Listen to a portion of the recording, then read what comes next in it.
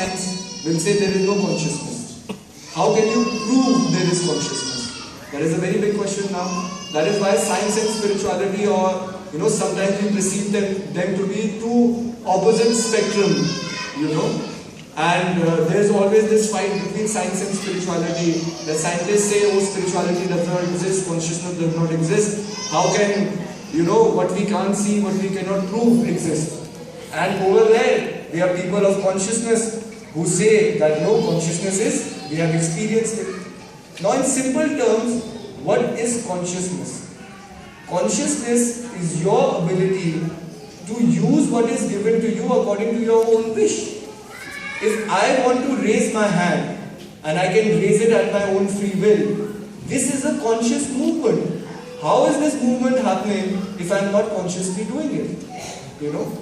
Like I keep on telling every person I meet who really debates a lot. I said, okay, if you are married and you are standing in front of the altar and you said, I do to your wife that I am willing to marry you, wasn't that a conscious decision? And if the scientist said, I do to my wife, or he's a married man, then if he consciously did not marry his wife, who married his wife? Did unconsciousness marry his wife? Meaning, there's so many things that we do out of that consciousness, but since it is so subtle, we don't realize what is empowering all our action, what is empowering all our thought. Can the body exist independent? If a light bulb is there and it is giving us light, isn't it obvious that there is electricity?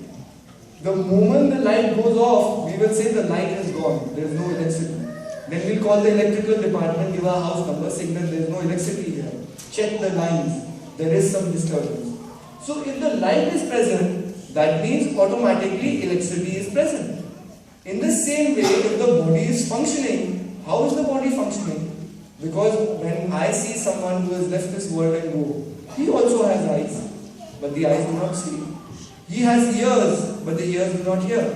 If the person has departed, what is that basic change? The body is there, the body should independently function. If body is independent, and mind is independent, and your intellect is independent completely, then without something, the body should continue to exist. But then why does the body not function? When the spirit goes away, when the breath goes away. Because what is enlivening the mind, body and the intellect is consciousness, is spirit. And if we are alive, our breath, our being alive is proof of consciousness, is proof of existence, that there is a spiritual reality that exists. Now it's very difficult to see. Why? Because we value things differently. And how you value things, your attachments be with the things that you value. How, if we go to a gallery which has very beautiful paintings, Now if the painting is there, there has to be a painter.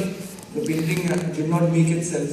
Now if the painting is there, obviously you will say, oh, the painter is very knowledgeable. If the painting is very beautiful, you will say, oh, he has used different strokes, different textures to make that painting and to, bring it possible. But what is the most important thing about the painting? What is the most important thing? Now subtly follow me what I am trying to say. The most important thing is something that we do not value.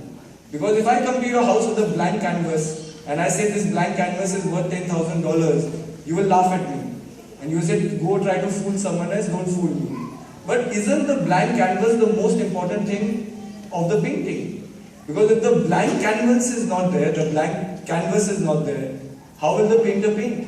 Even if he has the knowledge to paint, what will he paint on? He will have to paint on blank canvas. Even if he has the colors, even he has the vision of what he is going to paint, all that is useless without having that blank canvas. But who values the blank canvas? No one values the blank canvas. In the same way, we get so attached to this trinity of mind, body and intellect that we do not value what is behind, what is empowering all these three aspects of our life. And what is empowering all these three aspects of your life is consciousness, is spirit. That is why our sages say, till a person does not realize his true self, meaning his true identity without the body, without the mind, without the intellect, his true self, his consciousness, then his journey in life leads from one unsatisfaction to the other. And that is why, despite having so much of technology today, despite living in a modern civilization,